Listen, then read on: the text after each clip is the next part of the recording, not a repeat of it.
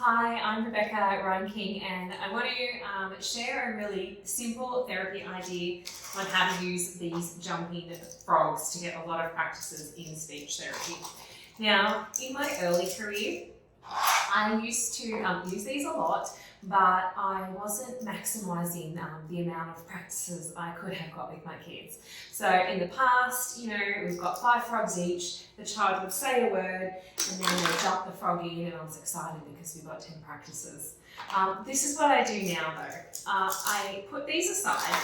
The child knows we're going to play jumping frogs, but I take advantage of my set up time of setting up the game for jumping frogs to get a lot of practices in, and then we play and we get more practice.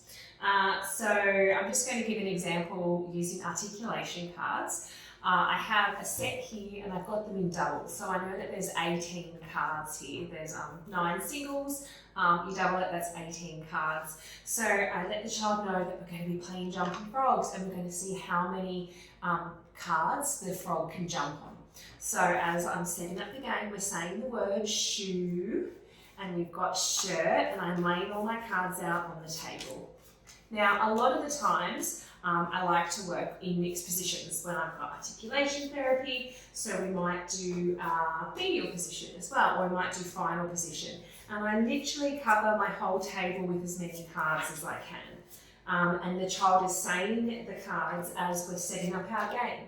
Now they know we're playing frogs soon, and they're getting excited because they can see the frogs are here and they're choosing what their colour frogs are.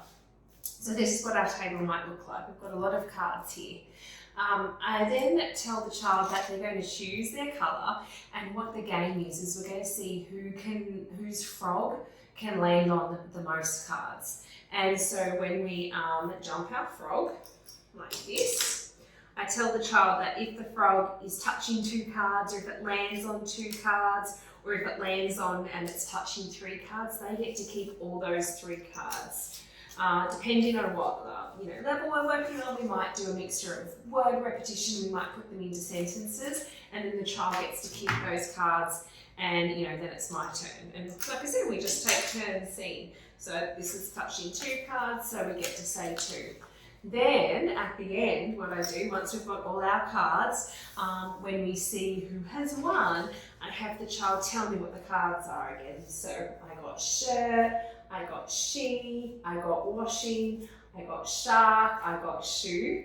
And that's basically how we play frogs. So I have had so much practice. If you think about having 36 cards here, the child says the word 36 times, or gets 36 practices in just setting up the game, and then they get practices in when they land on the cards, and then they get practices in again when they tell me what cards they got, and we count up who got the most who got the most number of cards. Sometimes after that, I'm like, okay, let's have a really quick frog competition, and I play it traditionally just because, it's a nice quick reinforcement, and I let the child, jump their frog in, and we see whose frog, which colour, gets the most frogs in. So is yellow going to win, or is green going to win? But basically, that's how I use jumping frogs in therapy to get in a lot of practices. Just remember that your setup time and setting up the game is a really great opportunity to get your practices in. And then if you make it a competition, that end part of how many did you get, how many did I get, instead of just counting, just say it. I got this, I got that. Or shirt is 1, she is 2, washing is 3, shark is 4, shoe is 5. There's lots of different sneaky ways you can get a lot of practice in by using a game that your child really enjoys and just tweaking how you do things.